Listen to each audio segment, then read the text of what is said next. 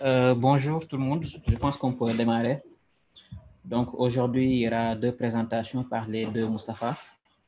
Une première présentation sur GraphQL with Rails, présentée par Mustapha Sall, suivie d'une présentation sur Apache Kafka par Hassan Mustapha. Donc Mustapha Sall, si tu es prêt, tu peux démarrer. Oui, merci cher Célia. Donc, c'est parti. Donc, je commence par me présenter. Je m'appelle Mustapha Sall. Je suis ingénieur développeur full stack dans une entreprise de l'e-santé qui s'appelle Doctolib. Et aujourd'hui, pour ma deuxième présentation, j'ai choisi de vous parler de GraphQL et de son implémentation en Ruby on Rails. Et avant de parler de GraphQL, on va parler d'abord de l'approche REST, qui est le standard depuis plusieurs années maintenant, voire décennies, pour tout ce qui est architecture d'implémentation d'API web.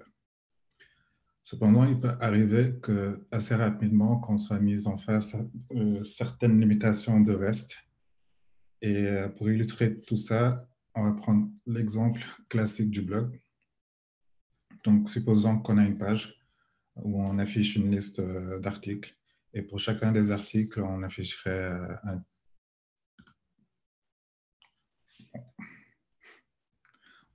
donc un titre, on afficherait un petit résumé de l'article et une série de thématiques qui sont liées à cet article-là.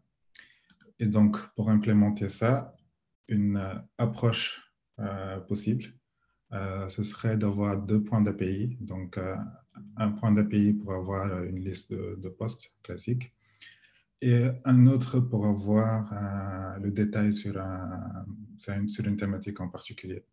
Alors, dans le payload des posts, on aurait encore une fois classique les ID, le titre de l'article, le résumé de l'article et une liste d'ID de thématiques associées. Et donc, pour afficher la page de tout à l'heure, notre application web ferait un premier appel pour récupérer la liste des posts. Et ensuite, pour autant de thématiques qu'on aurait, on ferait des requêtes pour récupérer les thématiques associées. Je sais que plusieurs d'entre vous voient déjà un problème là-dedans. Et c'est ce qu'on appelle l'underfetching. En gros, on fait plusieurs requêtes au serveur REST afin d'avoir de la donnée complète. Et ce problème d'underfetching, c'est justement un des problèmes que GraphQL essaie d'éviter. Mais évidemment, comme je disais tout à l'heure, plusieurs d'entre vous ont sans doute vu le problème de ça. Et une alternative très simple serait de simplement intégrer le détail des topics dans l'API qui envoie les posts. Et notre problème d'underfetching est tout de suite résolu de cette manière. Maintenant, imaginons qu'en plus de notre appli web, on a en plus une petite application mobile qui elle-même a une fonctionnalité d'affichage de liste d'articles. Et pour cette fois-ci, on afficherait le titre comme tout à l'heure, on afficherait également le résumé. Cependant, on n'afficherait pas les thématiques reliées à cet article pour une raison ou pour une autre. Et on afficherait en plus le détail de l'auteur de chacun de ces articles-là. Alors, pour résoudre,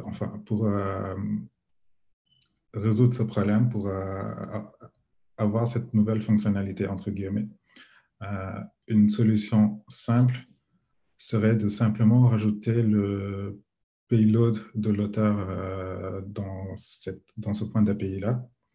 Cependant, ça voudrait dire que l'appli mobile récupérait des informations de topic, donc de thématiques dont elle n'a pas besoin. Et ici, c'est un autre problème que GraphQL essaie de résoudre qui s'appelle l'overfetching, où en gros, on récupère de la donnée dont on n'a pas besoin. Et du coup, ça fait qu'on consomme de la ressource supplémentaire et ça peut potentiellement rendre l'usage de l'application mobile beaucoup plus lente.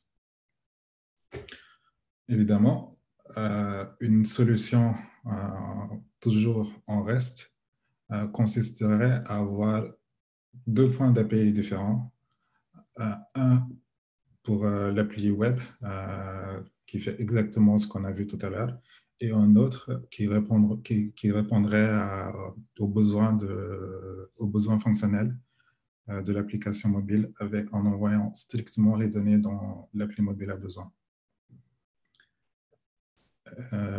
Donc, supposons encore une fois que pour une autre fonctionnalité de l'application web, on ait besoin de rajouter à nouveau des attributs supplémentaires aux détails de poste. Par exemple, si on veut mettre en avant certains postes, si on veut afficher des petites vignettes, des images pour illustrer les articles, une solution serait encore une fois de simplement rajouter ces attributs-là à l'endpoint post qu'on a depuis le départ. Et on se retrouve à nouveau dans le cas de l'overfetching, ou la fonctionnalité de base, la première fonctionnalité dont je vous ai parlé, qui n'a pas besoin de récupérer ces infos-là et tout de même, d'une certaine manière, obligé de les récupérer. Une alternative, encore une fois, serait d'avoir un point d'API différent par fonctionnalité. Et donc, au final, notre architecture ressemblerait à quelque chose comme ceci. On aurait notre appli web d'un côté, l'appli mobile de l'autre, un point d'API pour récupérer une liste d'articles donnés, un autre point d'API pour récupérer une liste d'articles pour peut-être une autre fonctionnalité, à nouveau un autre point d'API pour récupérer une autre ressource, on va dire par exemple des événements. Et pour ce qui est du mobile, on aurait peut-être la même chose. Donc, un point d'API pour avoir une liste de postes, un autre point d'API pour avoir des événements. Et de cette manière-là, la couverture fonctionnelle de l'application web et mobile se retrouverait couverte. Par contre, cette profusion de points d'API et des différents problèmes dont j'ai déjà parlé tout à l'heure, à savoir l'underfetching et l'overfetching, c'est justement ce que GraphQL essaie d'éviter. Alors, comment ça marche? GraphQL met à disposition un seul point d'API pour répondre à tous les besoins. Donc, supposons, comme tout à l'heure, qu'on va récupérer une liste de postes. D'ailleurs, petit typo ici, il faudrait mettre un S à poste, comme là également. Donc, en gros, on enverrait à ce point d'API-là un payload qui ressemblerait à ceci, une query donc, et on décrirait simplement les données dont on a besoin pour une fonctionnalité. Donc, une query pour récupérer des postes, et pour chacun des postes, je veux simplement avoir l'ID, le titre, le résumé et les différentes thématiques. Donc, et pareil, je peux avoir une structure de requête un peu plus complexe où je pourrais accéder à plusieurs ressources différentes dans la même requête. Donc, par exemple, pour cette requête-ci, en une seule requête, je peux récupérer une liste de postes et une liste d'événements. Et pour chacune des ressources, je peux récupérer une liste d'attributs spécifiques qui m'intéressent pour la fonctionnalité que je suis en train d'implémenter. Une métaphore que j'ai beaucoup aimée dans la description de GraphQL, c'est celle de l'assistant personnel. L'approche REST par exemple, correspond par exemple à vous avez besoin de commander à manger, de faire vos courses, de faire de faire des tâches tout simplement. Vous allez vous-même aller à la pizzeria ou appeler pour faire vos commandes. Vous allez vous-même aller au supermarché faire vos courses. Vous allez aller au nettoyage, à la blanchisserie, je ne sais pas quoi, pour faire pour faire nettoyer vos vêtements. Et GraphQL, de l'autre côté, correspondrait à un modèle où on aurait notre assistant personnel à qui on enverrait tout simplement cette liste de tâches et s'occuperait du reste pour nous. Alors, comment faire pour implémenter tout ça? Il y a 3 étapes très simples. Première étape, il faut décrire les données. Alors, cette image, je l'ai piquée tout simplement de la documentation officielle de GraphQL. Alors, première étape, description des ressources, de la donnée sur laquelle on essaie de faire des requêtes. Ensuite, on demande simplement à travers une requête ce qu'on veut. Donc, là, typiquement, on a des projets. Donc, on va définir un type project qui est composé de 3 attributs. Donc, le premier attribut, ça va être son nom qui est un string. Donc, tout de suite, vous remarquez que GraphQL, le GraphQL est typé.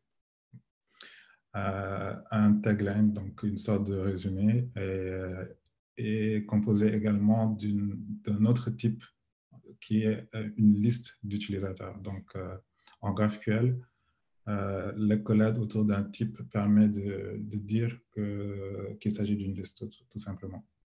Ensuite, on va simplement faire une requête à notre service GraphQL avec une requête qui ressemble à ceci. Donc, pour récupérer un projet en particulier, donc vous remarquerez qu'on peut passer des paramètres, on va le voir tout à l'heure, à notre requête et récupérer uniquement pour une fonctionnalité quelconque l'attribut tagline. Et à la fin, on récupère, encore une fois, strictement que ce qu'on a demandé. Donc, ceci correspondrait au résultat de la requête précédente. Donc, on a un projet avec son résumé. Et c'est basiquement tout. Je vais passer tout ce que j'ai en slides. Donc, je vais passer tout de suite à du code.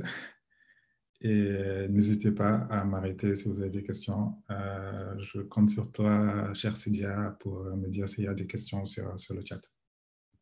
D'accord, pour le moment, il n'y a pas de questions. Super. Donc, sur quoi on va travailler?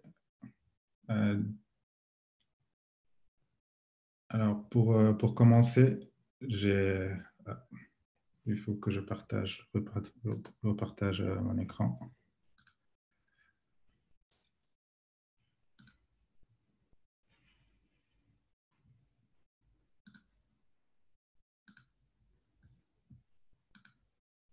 OK, super. Donc, sur quoi on va travailler?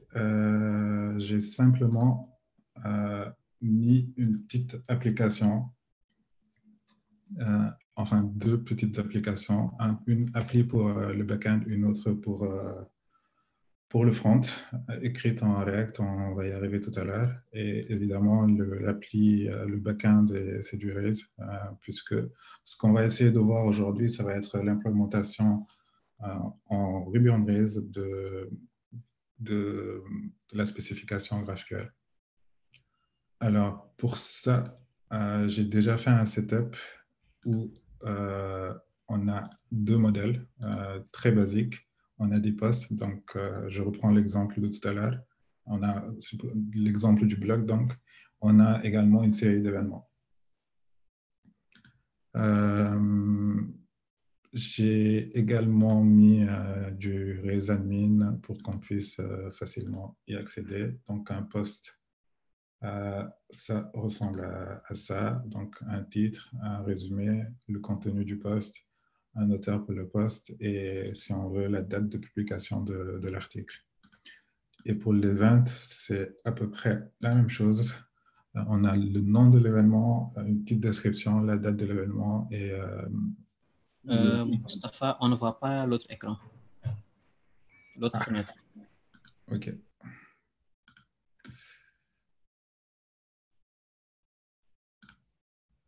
Est-ce que c'est mieux là? Oui, c'est bon. Ok, super, merci. Donc, comme je disais tout à l'heure, on a donc, enfin là, je suis sur Reason.me, donc, pour ma ressource post, donc les news, j'ai un titre plutôt, un résumé, le contenu, l'auteur et la date de publication. Et ensuite, pour ce qui est des événements, j'ai le nom de l'événement, une petite description de l'événement, la date de l'événement et l'endroit ou le lieu de l'événement, tout simplement. Et pour faire du GraphQL en Ruby on Rails, l'implémentation standard, entre guillemets, c'est une gem tout simplement qui s'appelle GraphQL Ruby. Et on peut l'installer très simplement dans notre gem file.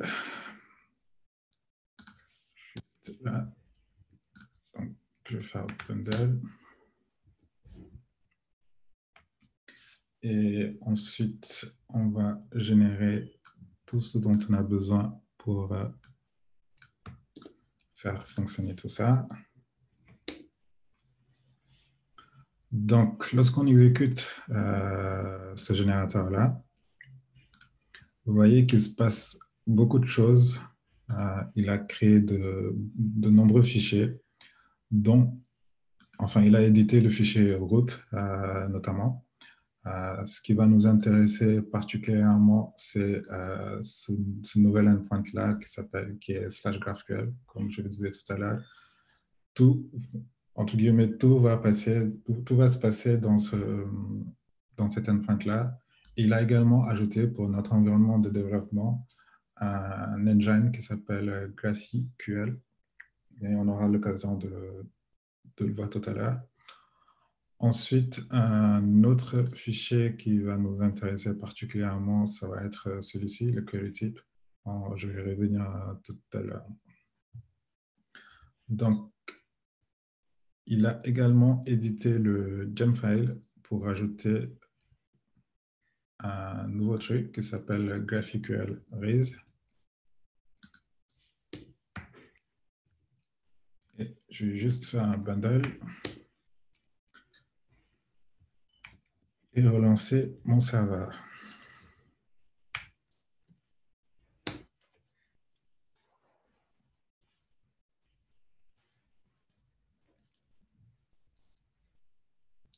OK.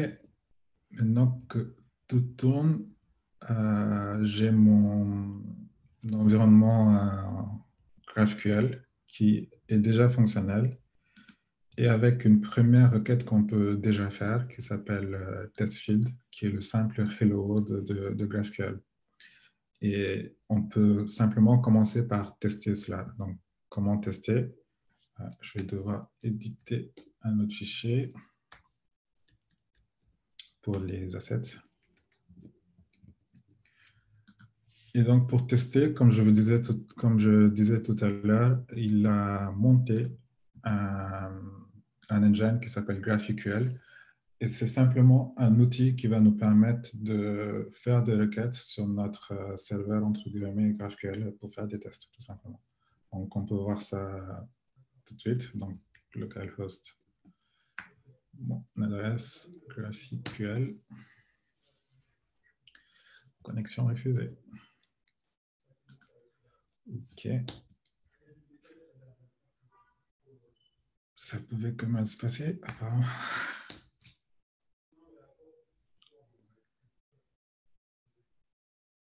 Je vais juste redémarrer en espérant que ça fonctionne cette fois-ci. Hey, cool. Donc, GraphQL ressemble donc à ça. Donc, comme je disais, c'est simplement un outil qui va nous permettre de communiquer avec notre serveur GraphQL. Et comme je disais également tout à l'heure, il nous a, en faisant le generate de la gem GraphQL, il nous a donc généré ce fichier-là avec un champ qui s'appelle testField qu'on peut voir tout de suite. Donc, en gros, on a d'un côté, sur le côté gauche, on a une sorte d'éditeur dans lequel on peut faire, on peut mettre nos requêtes. Et à droite, on aura le résultat de cette requête-là. Donc, je peux tout de suite l'exécuter. Et le serveur nous renvoie test field, hello world. Donc, ce qui est cool avec GraphQL, c'est qu'on a de la doc tout de suite intégrée. On a la liste des requêtes, des queries et la liste des mutations. Je vais revenir là-dessus tout à l'heure. Et lorsqu'on clique sur query, on voit toutes les requêtes qu'on peut faire sur notre serveur. Donc, test field, string, etc. Donc, tout ça, c'est bien beau, mais ça ne sert pas encore à grand-chose. Moi, ce que je veux faire dans mon application, c'est justement récupérer des articles et des événements. Donc, on va faire ça tout de suite. Donc, pour ça, la documentation officielle de la Gem GraphQL Ruby est plutôt bien faite. Donc, première étape, il s'agira de générer le type des objets sur lesquels je veux faire des requêtes. Et pour ça, on a une commande bien sympa qui s'appelle GraphQL.object que je vais simplement copier. Et j'ai de la chance parce que ma ressource s'appelle post. Donc, je vais juste copier cette partie-là, l'exécuter sur ma ligne de commande et il m'a généré un nouveau fichier qui s'appelle GraphQL type post-type, donc qui est simplement celui-ci. Donc, il est capable de faire une certaine inflexion sur notre modèle Active Record et générer un type complexe avec la liste de tous les attributs qui m'intéressent. Donc, supposons par exemple que je n'ai pas besoin du update date, je peux simplement l'enlever de là et sauvegarder. Donc, maintenant qu'on a notre type post, je peux simplement rajouter une requête pour mon serveur GraphQL. Et pour ça, on va sur exactement la même syntaxe que ça. On va définir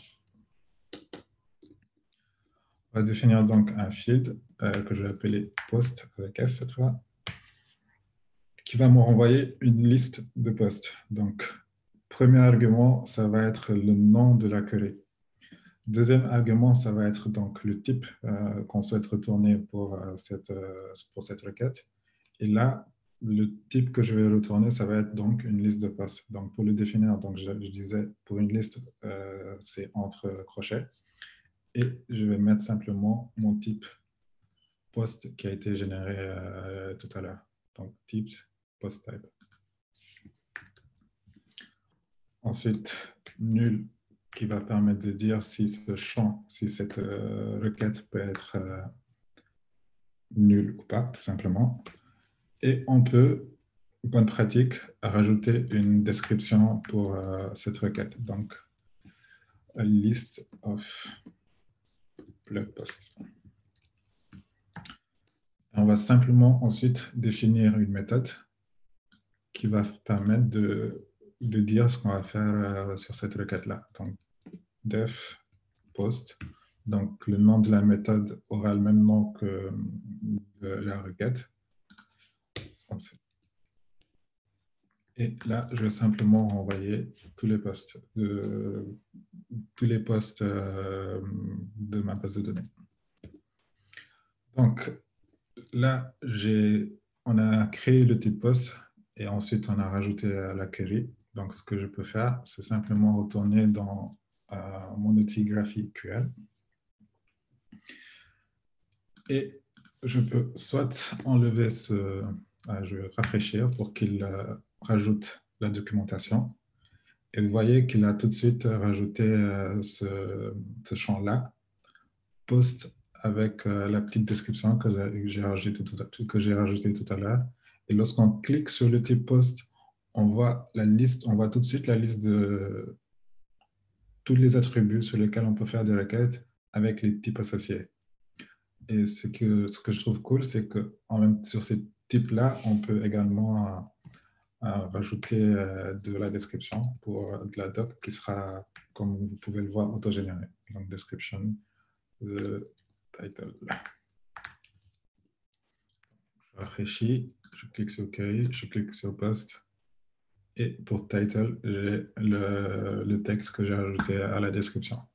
Donc, sans plus attendre, on va récupérer une liste des posts. Pour ça, j'ai toujours query, je peux faire post. Et bien entendu, j'ai la liste, j'ai de l'autocomplétion dessus. Donc, supposons que pour ma liste de posts, je veux juste récupérer les ID, je mettrai uniquement ID, j'exécute cette query-là et le serveur me répond encore une fois avec strictement que les informations que j'ai demandées. Si je veux rajouter d'autres arguments, je peux le faire comme ceci. Title, article 1. Je peux également simplement les mettre à la ligne comme ceci. Et ça fonctionne toujours. Donc, pour le moment, j'ai qu'un seul, un seul article dans ma base de données. Je peux en ajouter un. Article 2. Test 2. Auteur, ça va être HKI. Et celui-ci, il est publié aujourd'hui. Alors, je retourne sur GraphQL. Je lance ma requête et je récupère encore une fois que les données que j'ai demandées. Je peux rajouter un champ pour le create date ou le publish date.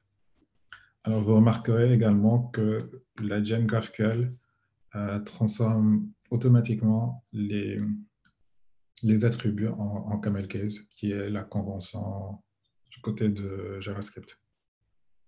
Donc là, je rajoute publish date. Et encore une fois, je récupère, j'ai en résultat que les informations que j'ai demandées au serveur. Donc, on peut aller plus loin. Je vais simplement ajouter un nouveau type pour mes événements, donc event. Donc, comme tout à l'heure, il me génère un nouveau type event type en utilisant l'inflexion avec Active Record. Donc, je peux modifier mes attributs, je peux modifier le type pour n'exposer que les attributs dont j'ai besoin. Supposons par exemple là, je n'ai pas forcément besoin des attributs createDate et updatedDate, je peux simplement les enlever. Et dans mon query type, exactement comme tout à l'heure, je vais même faire un copier-coller. Je vais définir mon field.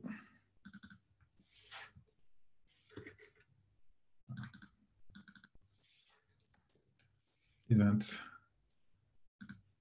Et là, je vais mettre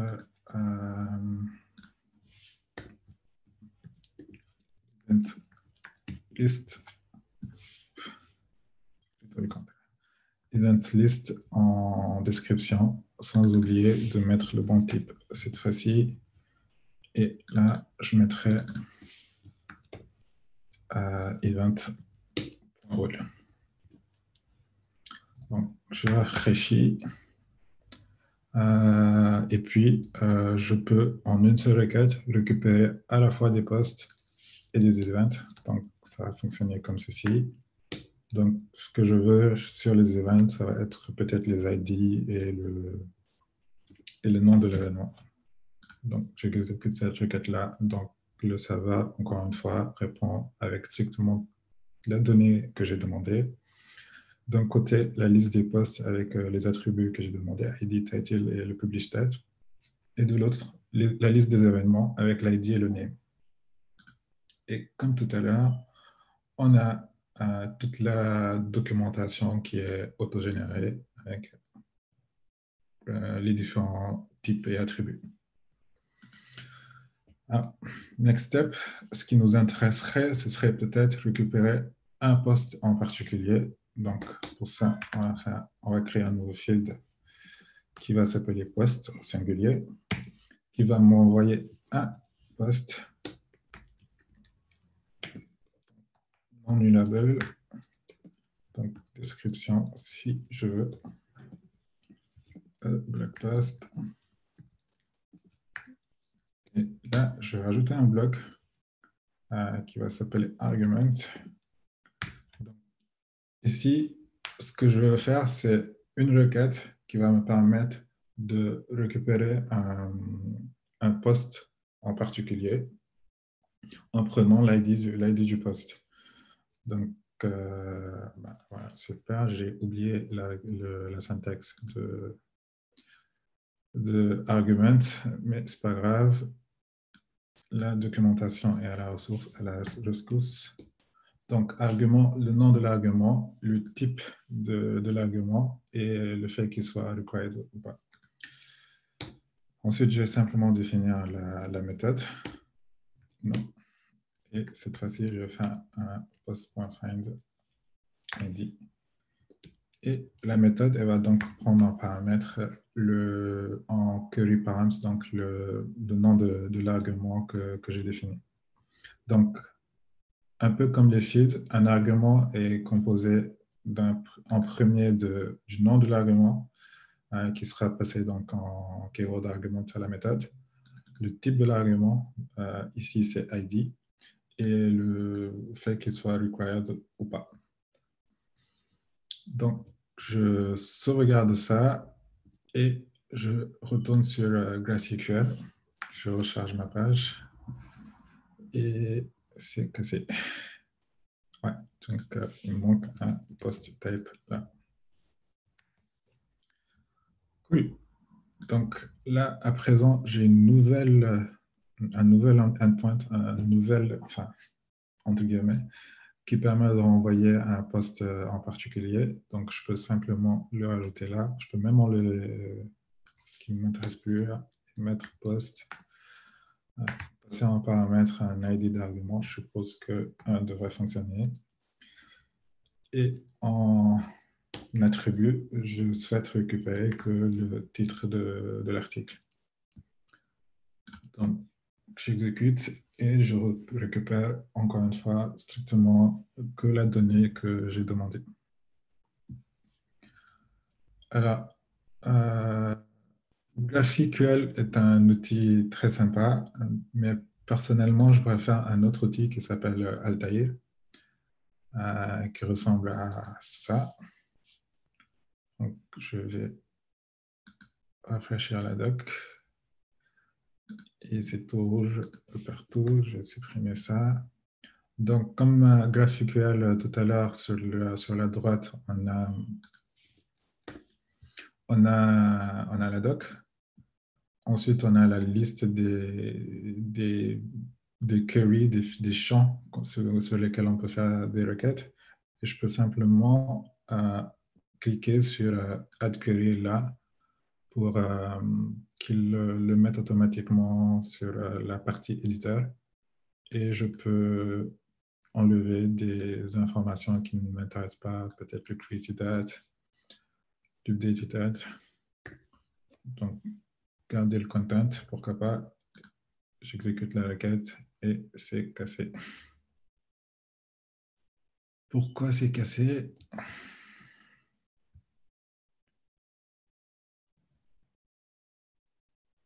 Invalid authenticity token. Donc, à mon avis, c'est le corse qu'il n'aime pas.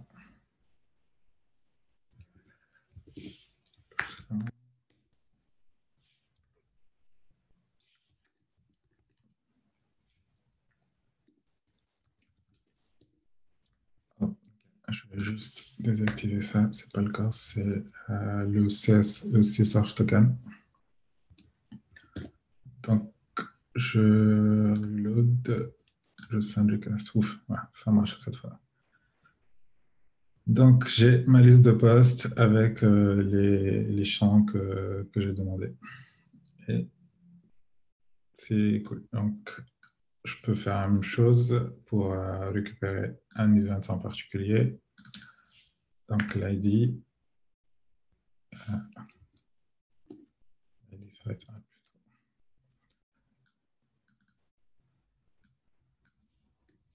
Donc, Altair, comme je disais tout à l'heure, c'est un outil qui est présent c'est un outil, c'est une extension en Chrome. Je crois qu'il y a une extension en Firefox également. OK. Next step. Jusqu'à présent, on a vu comment on peut récupérer de la donnée. Mais ce qui serait intéressant également, c'est de savoir comment ajouter de nouveaux enregistrements, comment créer un nouvel article, comment ajouter un événement. Et on va essayer de simplement faire ça. Alors pour ça, on va retourner sur la doc. Et pour créer en GraphQL, le concept pour créer de la donnée s'appelle une mutation. Donc, je vais simplement aller voir la doc de mutation. Et elle ressemble à ça. Donc, normalement, j'ai déjà un fichier qui s'appelle BaseMutation qui a déjà été créé. Donc, si je regarde mon arborescence, point info, lorsqu'on exécute le générateur de GraphQL, il crée un nouveau dossier GraphQL sur lequel on va passer en général le plus clair de notre temps. Donc là, j'ai un sous-dossier qui s'appelle Mutations et je vais juste créer un fichier qui va s'appeler peut-être create event. Et là, je vais définir ma classe de mutation, c'est-à-dire la classe qui va s'occuper de créer un nouvel enregistrement, créer donc un nouvel événement. Donc, create event, sans oublier le scope, le namespace, et il hérite de mutations, is mutations. Donc, ce qui est intéressant, ce qui est important de savoir, c'est que la mutation, elle va prendre une série d'arguments, comme tout à l'heure, et il va renvoyer un field comme les queries qu'on a vu tout à l'heure, enfin un ou plusieurs fields, et il implémente une méthode qui s'appelle resolve, qui va prendre en keyword arguments la liste des arguments qu'on a définis. Alors, pour créer un argument, j'aurai besoin du nom de l'événement, qui est un string required true. J'aurai besoin également de la description de l'événement. J'aurai besoin, si je ne dis pas de bêtises, de la date de l'événement. On va le mettre en string. J'aurai besoin du lieu, je l'appelle place, qui est surprise, également en string, required true. Et du coup, cette mutation, une fois qu'elle sera exécutée, elle va simplement envoyer un event, comme tout à l'heure. Donc, ça va être le type de l'event, event type. Et donc, ma méthode resolve va prendre en argument la liste des arguments que j'ai définis. Donc, name, description, date et place. Et classique Active Record, je peux simplement faire create de name, description,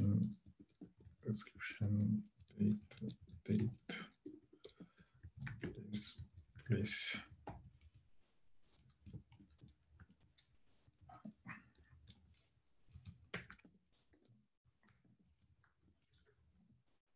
OK.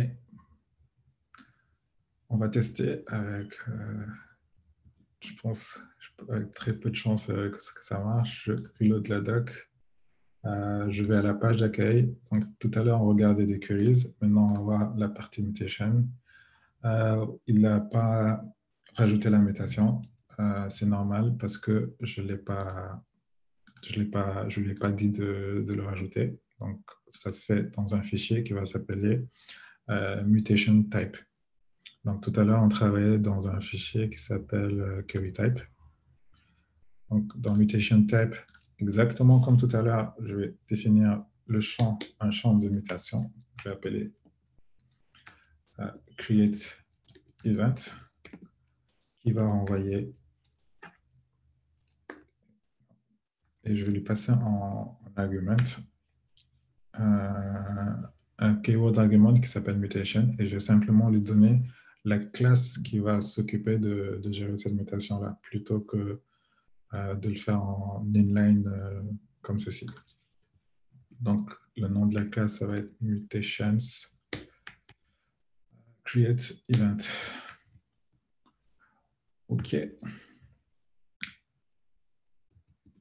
Donc, je reload ma doc. Ouais, il y a quelque chose de cassé à nouveau.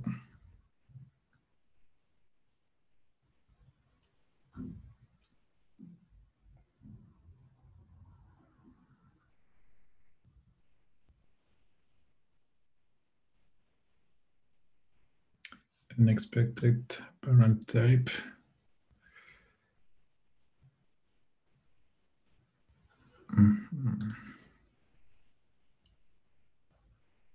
Ah, on va regarder la doc. Peut-être que j'ai mal fait un truc. Donc,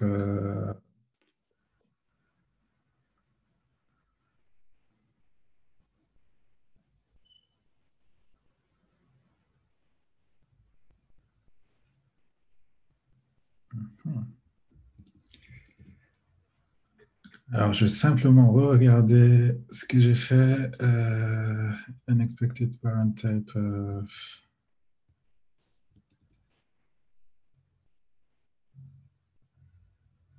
Create mutation.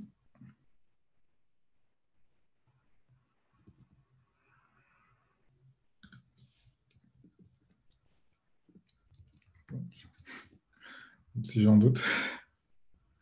Je vais dans la doc. Ah bah si, bon, super. OK, et je peux simplement ajouter cette query-là. Donc, pour rappel, côté base de données, j'ai pour le moment qu'un seul event.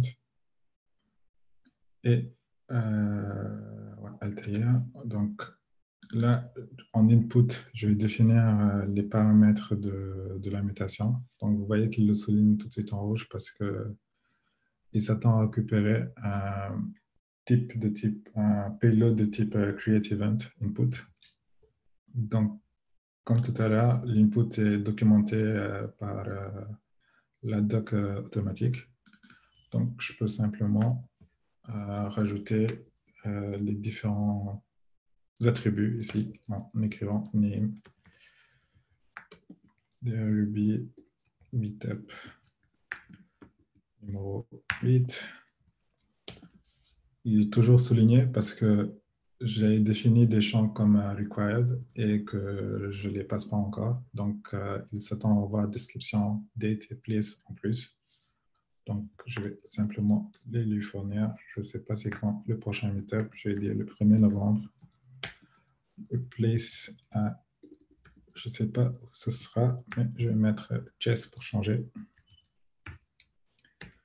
Et pourquoi il n'est toujours pas content? Il s'attend à recevoir un champ de description. Je vais mettre un string en particulier. Et donc là, pour la partie input, on est bon. Et pour la partie event, je peux, pour l'event créé, comme pour les queries tout à l'heure, je peux définir les attributs que je souhaite récupérer sur l'événement. Donc là, je vais dire ID ou name tout simplement. En espérant que ça marche. Cool. Donc, il a créé un event et me le renvoie tout simplement avec les différents attributs. Donc, si je reload RaisonMin, je vois que l'event est bien créé de ce côté-là. Donc, voilà de manière très survolée comment ça fonctionne côté GraphQL Ruby. La documentation est plutôt complète, très bien faite. Il y a, en fonction de ce qu'on essaie de faire, il y a plusieurs sections, notamment pour les tests. On peut facilement tester notre serveur GraphQL. On peut rajouter de l'authentification et de l'autorisation. On peut rajouter ce qu'on appelle des resolvers. Parce que pour une grosse application, lorsqu'on a plusieurs queries, ce fichier peut rapidement faire 1 km. Donc, on peut le découper en plusieurs resolvers si on le souhaite. Et puis voilà. Donc, maintenant, quid de la partie front? Pour la partie front, je vous ai également préparé un petit client qui a été fait avec Create React App, qui est composé de quelques petites pages, donc une page d'accueil, une page pour récupérer une liste d'articles et d'événements pour avoir les détails sur un event en particulier. Donc, ça ressemble à ça. Sur la page d'accueil, j'ai quatre articles et j'ai 4 événements. Je peux cliquer sur voir plus pour voir les détails sur un article. Je peux cliquer sur News pour voir la liste de tous les articles et Event pour voir la liste de tous les événements. Et pour le moment, je vais fermer tout ça.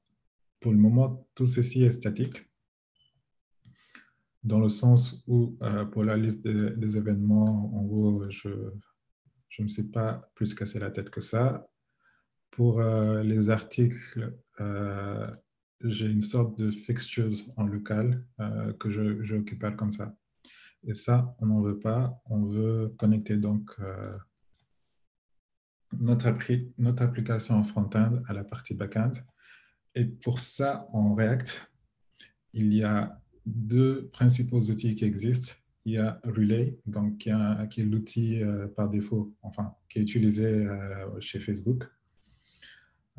Ouais, un truc que je n'ai pas mentionné, c'est que GraphQL a été développé par Facebook. Ils l'ont mis en open source en 2015. Donc, Relay est leur outil principal et un outil qui a été vaguement adopté par la communauté, c'est Apollo GraphQL, qu'on peut simplement ajouter à notre partie front.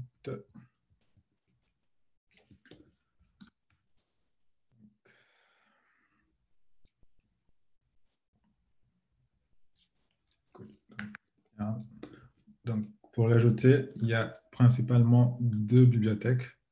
Une bibliothèque qui va s'appeler Apollo Client et l'autre GraphQL qui va nous permettre d'écrire des requêtes GraphQL. Et bien sûr, sans le head, avec le head, ça fonctionnera mieux.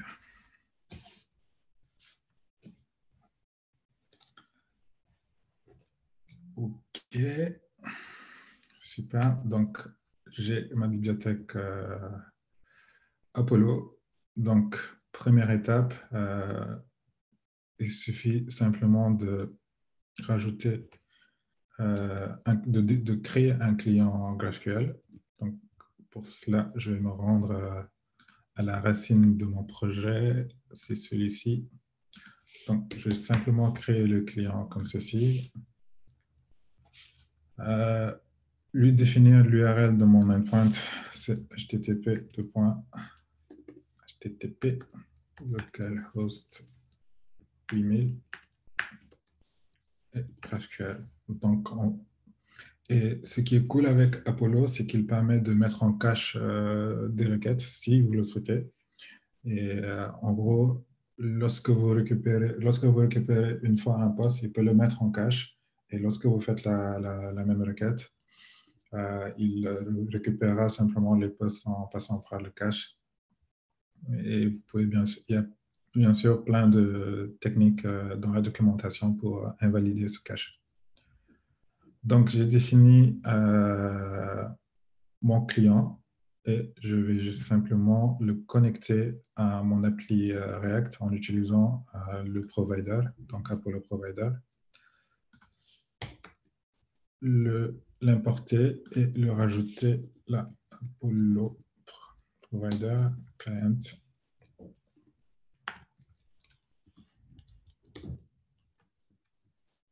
Donc, une fois que j'ai fait ça, toute ma partie front peut maintenant faire des requêtes avec GraphQL. Donc, on va le voir assez rapidement comment ça fonctionne. Donc, je vais aller, par exemple, sur ma page qui affiche la liste des articles. Donc, plutôt que de passer par un article via les fixtures, je vais utiliser mon backend GraphQL. Et pour ça, rien de plus simple, on a un hook qui s'appelle useQuery qui va me permettre de faire des requêtes. Donc, je vais d'abord définir ma requête GraphQL. Donc, il y a un truc sympa qui s'appelle GraphQL. Et en string, je vais lui passer le détail de ma requête, donc qui va ressembler à quelque chose comme ceci. Donc, je vais définir la query et je vais récupérer des postes. Et pour chaque poste, je veux l'ID. Donc, ce que j'affiche sur la page liste des articles, c'est la date de l'article. Je ne sais même plus si je l'ai dans mon backend, le titre et le résumé de l'article. Donc, ID, title, summary. Je vais juste regarder si j'ai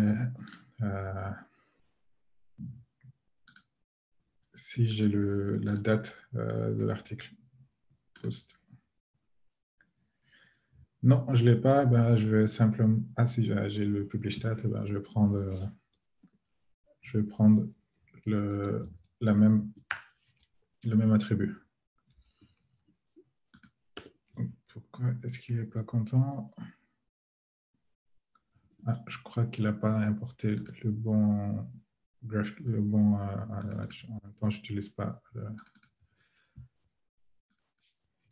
la bonne fonction.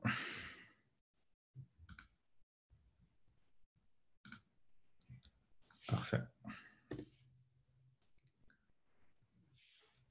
Je vais organiser un peu tout ça. Ensuite, j'ai défini ma query. Je vais simplement utiliser le hook qui s'appelle useQuery pour faire ma requête. Donc, const useQuery.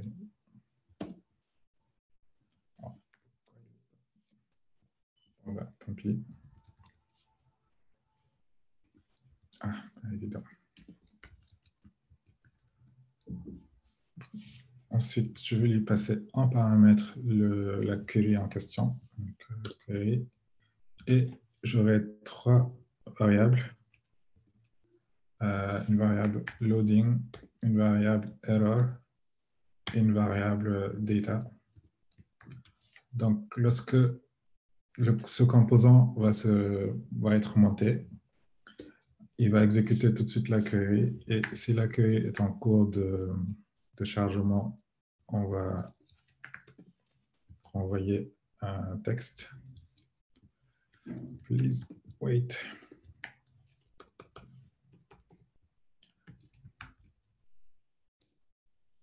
Si il s'est produit une erreur, pour le moment, je vais juste afficher une erreur s'est produite.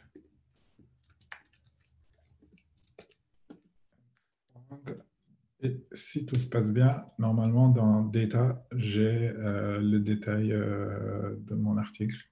Donc, l'article map, je vais simplement faire Data. Un petit piège.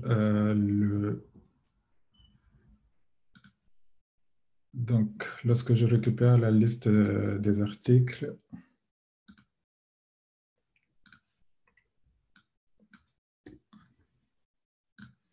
Donc, dans Data, j'ai le nom de ce que je lui passe là. Donc, pour récupérer les articles, je vais plutôt faire Data en poste.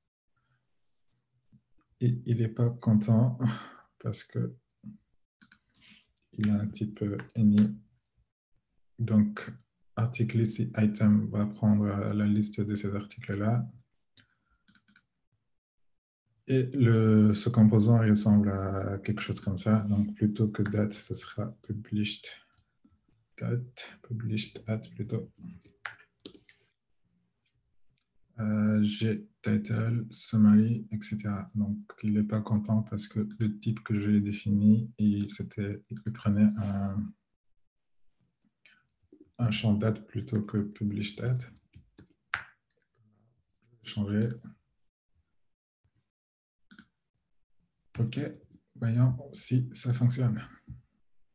Non.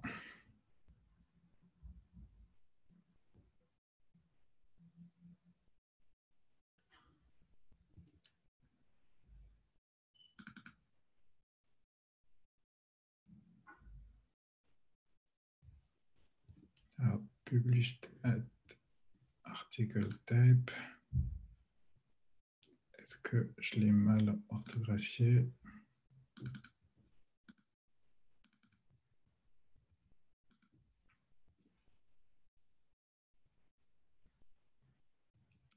Sur la partie Chrome. Donc,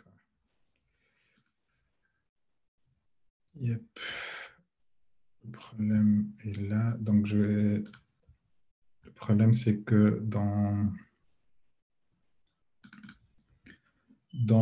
les fixtures que j'avais utilisées, donc j'avais mis date au lieu de publish date. Je vais simplement le modifier. Donc,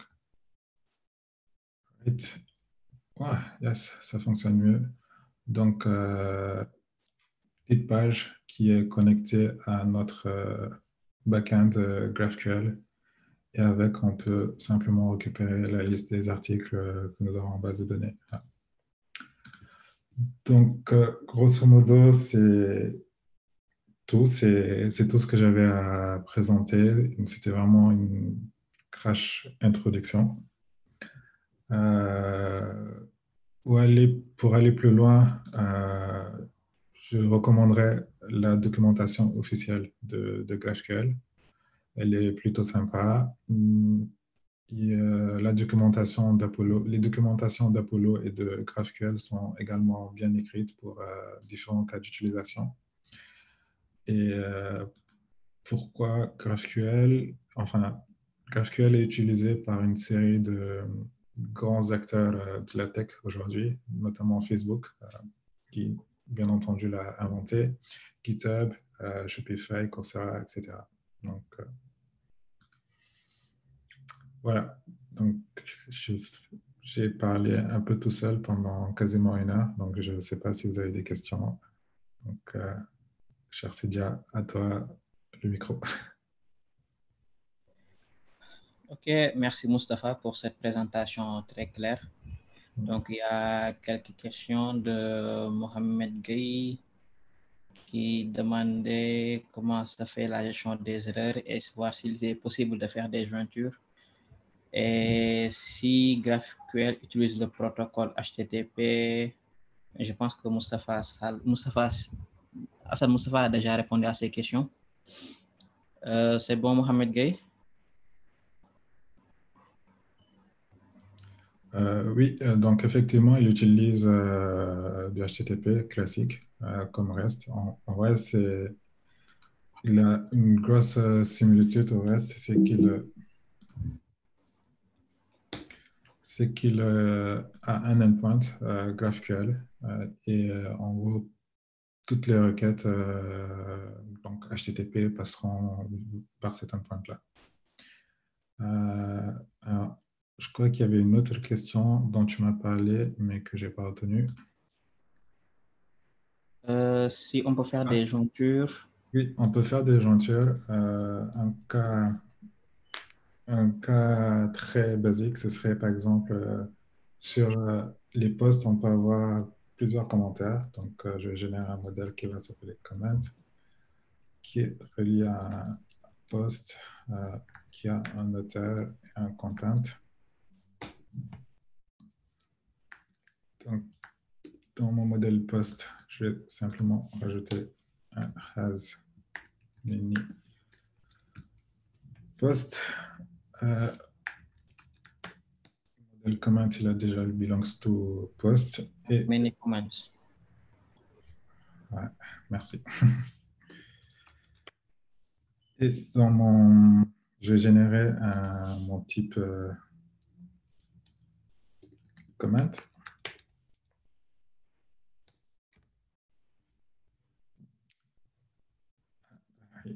Il a besoin que je lance la migration pour faire toute la partie inflexion.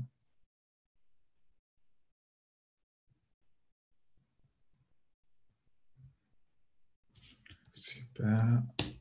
Je génère donc le comment. Ouais, tu peux l'écraser. Et on l'ouvre, on a les infos du poste. Donc, je peux enlever ça, ça ne m'intéresse pas forcément. Je peux enlever le post ID. Et puis voilà. Next step, donc j'ai généré un type comment. Et dans mon type post, je peux simplement rajouter un champ qui va s'appeler field comments et qui va prendre en paramètre le type de ce champ-là. Donc, c'est un tableau de commentaires. Donc, je mettrai un type comment type nul false.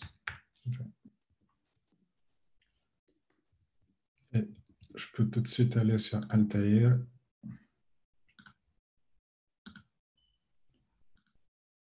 Load la doc. Et quand je regarde le type post, j'ai tout de suite le champ comment qui s'affiche et je peux faire des requêtes dessus. Donc, pour récupérer la liste des commentaires pour chaque post, je peux simplement rajouter l'attribut comment. Et pour chaque comment, je peux ensuite récupérer les infos qui m'intéressent. Donc, quand je regarde le type comment, j'ai l'ID, content et author. Si je vais prendre simplement author et content. Donc, évidemment, en base de données, j'ai encore aucun commentaire. Je peux les rajouter via resadmin. Je dois redémarrer mon serveur.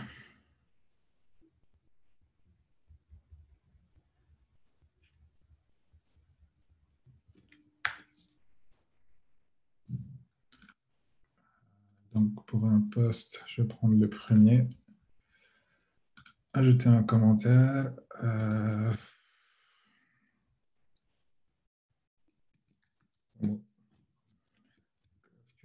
Is cool. Ah. Save. OK. Et donc, je retourne sur Altair. Je renvoie la requête et j'ai tout de suite le résultat côté, enfin, le résultat dans la requête. Voilà. Est-ce que ça répond à la question?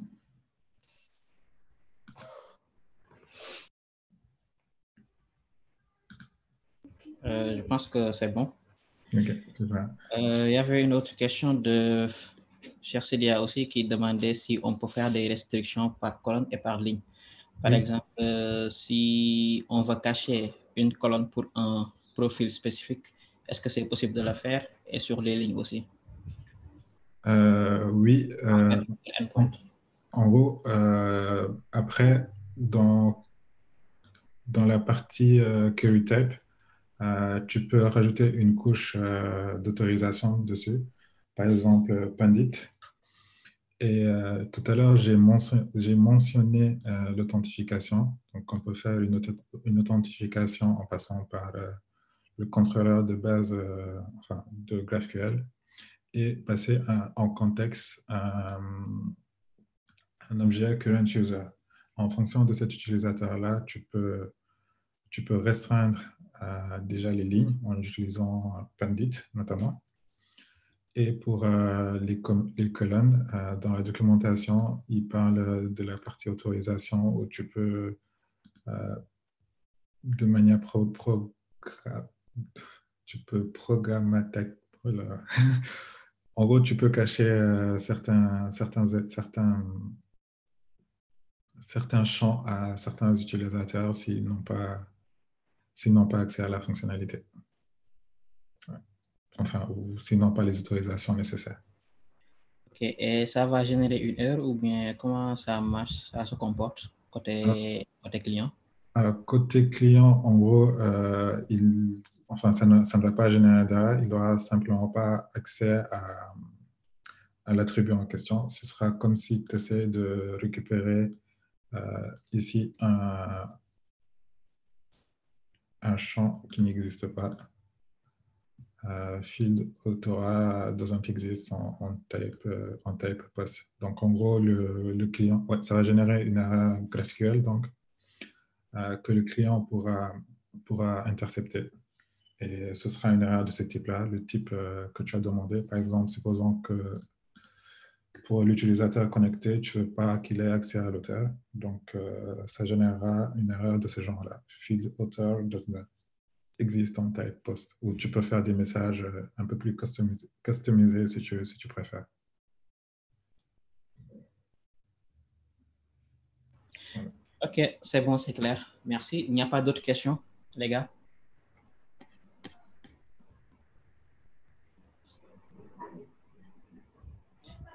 Oui, Mohamed, tu peux activer ton micro si tu veux.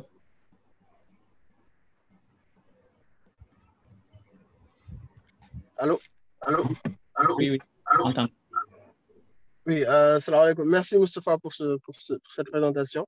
L'autre question que j'ai, c'est est-ce qu'on est obligé de faire des requêtes sur des modèles Active Record ou bien on peut faire des requêtes par exemple sur des fonctions PG ou bien sur une table directement?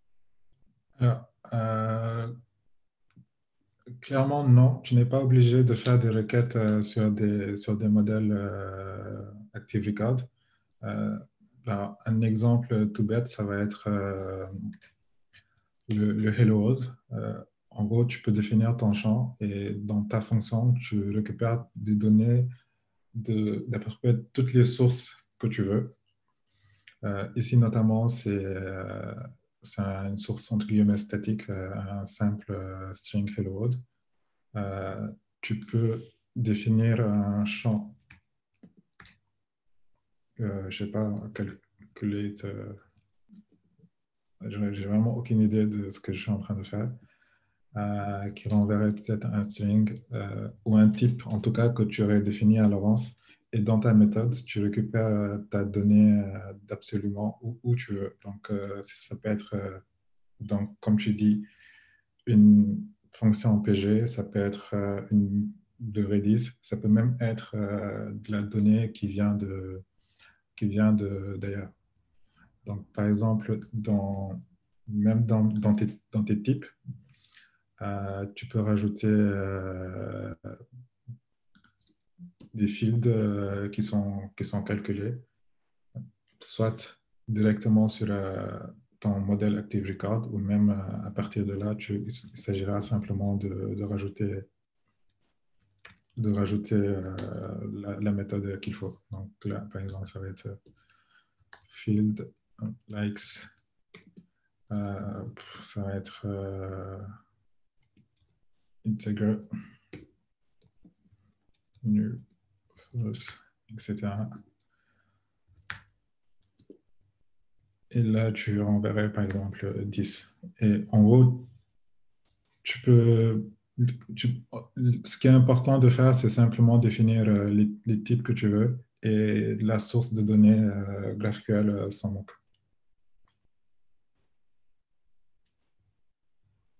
Je ne sais pas si ça répond à la question. Oui, ça répond à la question. Merci. Ouais, c'est là.